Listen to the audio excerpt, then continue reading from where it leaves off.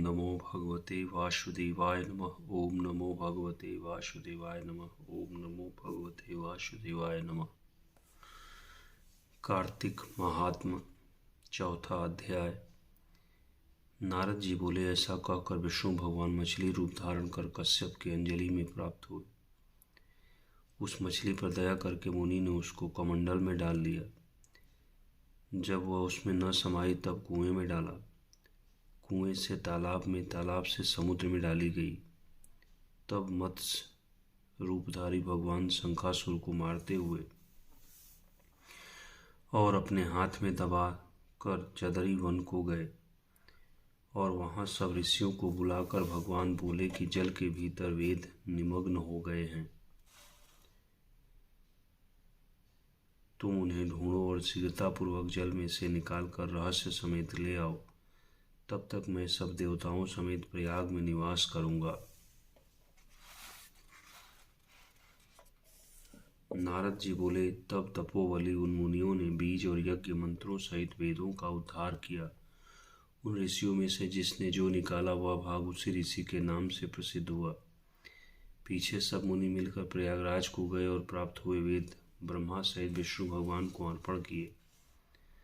संपूर्ण वेदों को पाकर ब्रह्मा जी ने प्रसन्न हो देव और ऋषियों समेत अश्वमेध यज्ञ किया। यज्ञ के अंत में देवता गंधर्व पन्नग गृहक पृथ्वी पर दंडवत कर प्रार्थना करने लगे। देवता बोले, हे देवाधिदेव, हमारी विज्ञप्ति श्रवण करो।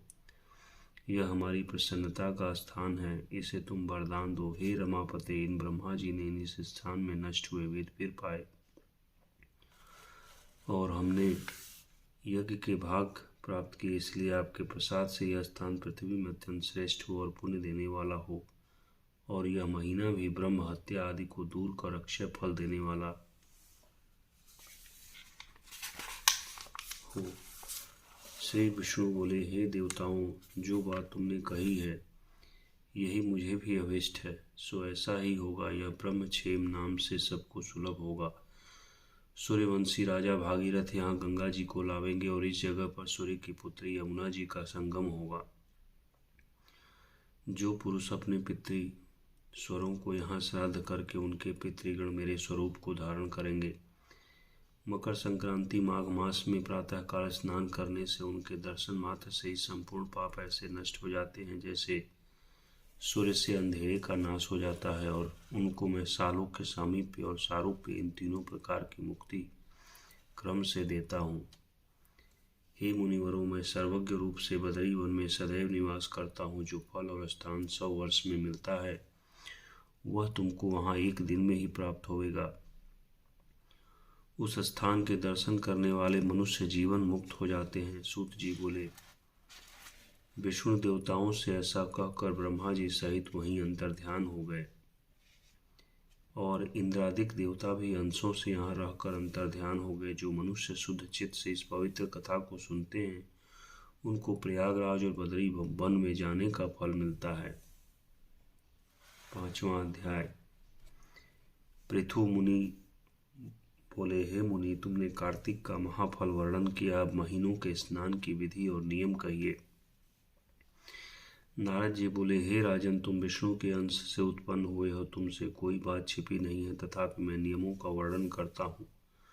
आश्विन मास में शुक्ल पक्ष की एकादशी से सावधान होकर कार्तिक के व्रतों को प्रारंभ करें। पहर रात्रि रहे तब प्रतिदिन उठें और जल का पात्र लेकर ग्राम से बाहर उत्तर दिशा को जाएं। जनेऊ को कान पर चढ़ाकर उत्तर को मुख करके भूमि पर तृण बिछावें और सिर को कपड़े से ढक लें। मुख को बंद कर थूकना, श्वास लेना बंद करके मलमूत्र का त्याग करें। जो रात्रि हो तो दक्षिण को मुख करें। जो मलमूत्र द्वारा शरीर की शुद्धि और जो मुख शुद्धि नहीं करते हैं उनके मंत्र फलदायक नहीं होते, इसलिए दातून करना उचित है। दातून लाते समय वृक्ष से कहें कि हे वनस्पति, हमको आयु, बल, यश, तेज, संतान, द्रव्य, वेद पाठ की शक्ति और बुद्धि दे। इस मंत्र को पढ़कर गूलर आदि किसी दूध के वृक्ष की 12 अंगुल लंबी दातून लावे। व्रत के दिन ऐसा न करें। प्रतिपदा, अमावस्या, नवमी, षष्ठी तिथियों, सूर्यवार तथा चंद्रमा सूर्य ग्रहण के दिन दातून न करें। कटेरी संभालू, कपास, पीपल, वट, अरण्य और गंधहीन वृक्षों की दातुन न करें। तदनंतर विष्णु और शिव के मंदिर में प्रसन्नता और विधि पूर्वक पुष्प, गंध, तांबूल ले जाएं। यहाँ भगवान की पाद्यादि से स्तुति करके नमस्कार करें और भजन गावें।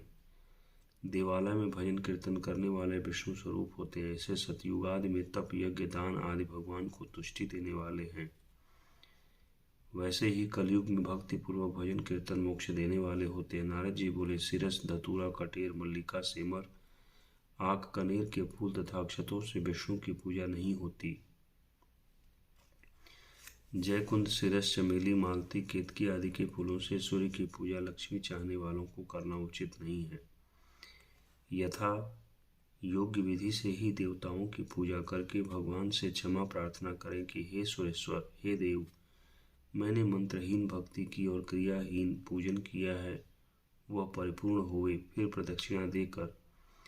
प्रदक्षिणा करके दंडवत करें, फिर क्षमा प्रार्थना करके गान करके समाप्त करें। जो कार्तिक की रात्रि में विधि पूर्वक विष्णु और शिव का पूजन करते हैं, वे अपने पूर्वजों सहित निष्पाप वैकुंठ को चले जाते हैं। छठा अध्याय। नारद जी बोले, 2 घड़ी रात रह जाए तब उठकर तिल, कुसा, अक्षत, फूल, धूप, दीप आदि लेकर पवित्र होकर किसी नदी, तालाब, कुआं आदि जलाशय पर जाएं। मनुष्य की बनाई हुई नहर आदि तथा देवताओं की बनाई हुई नदियों में वह संगम में स्नान करने से 10 गुना फल है। तीर्थ में उसका 2 गुना। विष्णु का स्मरण करके स्नान का संकल्प कर तीर्थ तथा देवता आदि को क्रम से अर्घ्यादि दे और कहें, हे ऋषिकेश, इस मेरे अर्घ्य को ग्रहण करिए। आपको नमस्कार है। वैकुंठ में, प्रयाग में अथवा बदरिकाश्रम में जहाँ मुनि, वेद और यज्ञों सहित यहाँ 3 प्रकार से विष्णु ने पद स्थापित किया है,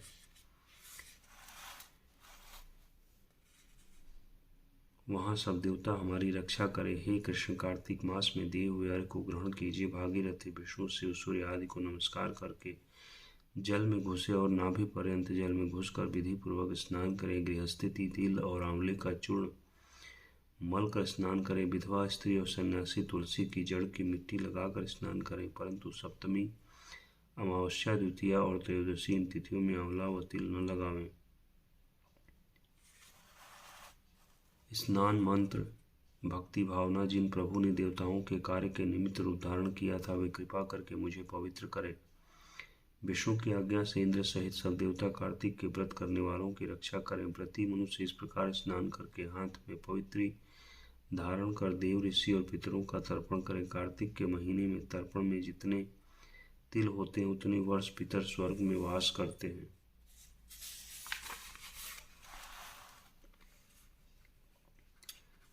तदनंतर जल में से निकलकर पवित्र वस्त्र धारण कर प्रातःकाल के कर्मों को समाप्त कर हरि भगवान का अर्चन करें। ओम श्री हरि, ओम श्री हरि, ओम श्री हरि।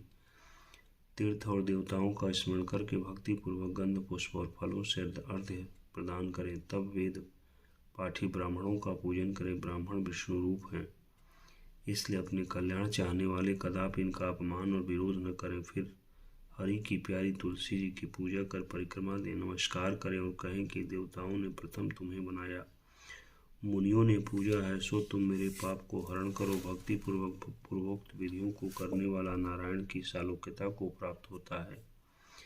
रोग और पातकों का नाश करने वाला, उत्तम बुद्धि, पुत्र और धन तथा मुक्ति के देने वाला विष्णु भगवान के प्यारे कार्तिक के व्रतों के सिवाय दूसरे व्रत उत्तम नहीं है। ओम श्री हरि, ओम नमो भगवते वासुदेवाय नमः। ओम नमो भगवते वासुदेवाय नमः।